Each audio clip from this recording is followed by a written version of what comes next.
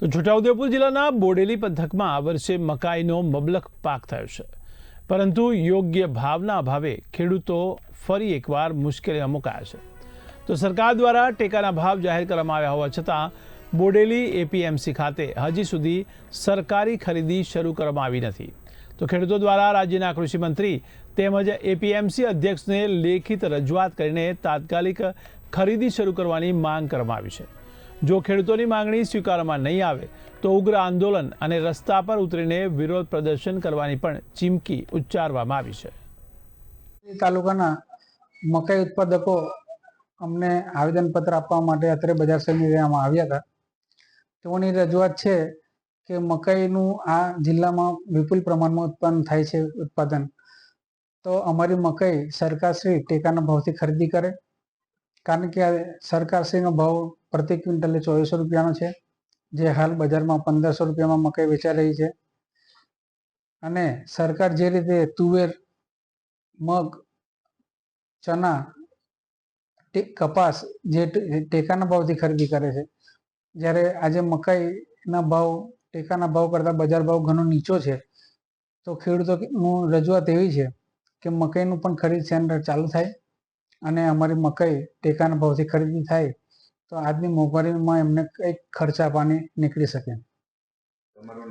અજીત ભગત, secretary, બજાર સમિતિ, Bodeli. APMC માર્કેટમાં ખેડૂતો ભેગા થયા હતા અને ખેડૂતો મકાઈના જે પોષણક્ષમ ભાવ મળતા નથી એના માટે રજૂઆત કરવા આવ્યા હતા। સરકારશ્રીએ એમએસપીનો ભાવ 2200 રૂપિયા જાહેર કર્યો છે, 2400 રૂપિયા ટેકાનો ભાવ જાહેર કર્યો છે ક્વિન્ટલનો, અને બહાર માર્કેટની અંદર 1500 થી 1600 રૂપિયા માર્કેટમાં મળે છે।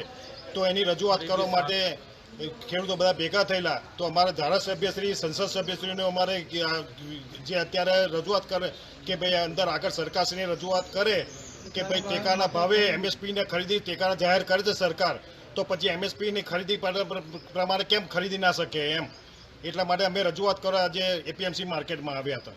આજે અમે બોડેલી એપીએમસી ખાતે મકાઈની ખરીદી સરકાર કરે એના માટે અમે એક આવેદનપત્ર આપવા આવ્યા હતા।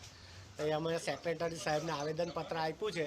તો ખેડૂત સમાજ વતી અમે એક જ સરકારને રજૂઆત કરીએ છીએ કે ઉપર ભાજપની સરકાર છે, કેન્દ્રમાં ગુજરાતમાં, પછી અહીંયા ગાડી એવું કહેવામાં આવે કે એપ્રિલથી અમે વિચારીશું, તો જ્યારે ખેડૂતોનો માલ સમાપ્ત થઈ જશે પછી ખરીદી કરશે, ત્યાં સુધી તો આ બધા પાયમાલ થઈ જશે। તો અત્યારે જગતનો તાત એટલો બધો દુઃખી છે કે કોઈ વાત સાંભળવા તૈયાર નથી, એટલે એના માટે ખેડૂતોએ આવેદનપત્ર આપ્યું છે।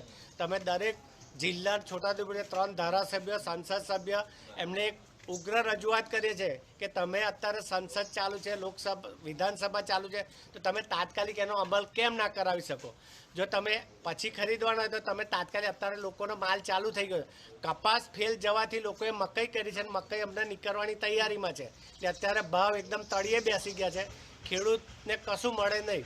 તો આના માટે અમે ઉગ્ર રજૂઆત કરીએ છીએ કે અમારી રજૂઆત તમે સરકાર સુધી પહોંચાડો, ગમે તે થાય એના માટે તમે ઉગ્ર બનો, તો જ આ સરકાર સામે જેવી રીતે બટાકા માટે તૈના ધારાસભ્યો ઉઠી પડ્યા છે, તો આપણા અહીંના ધારાસભ્યો કે સંસદ કેમ બોલતા નથી?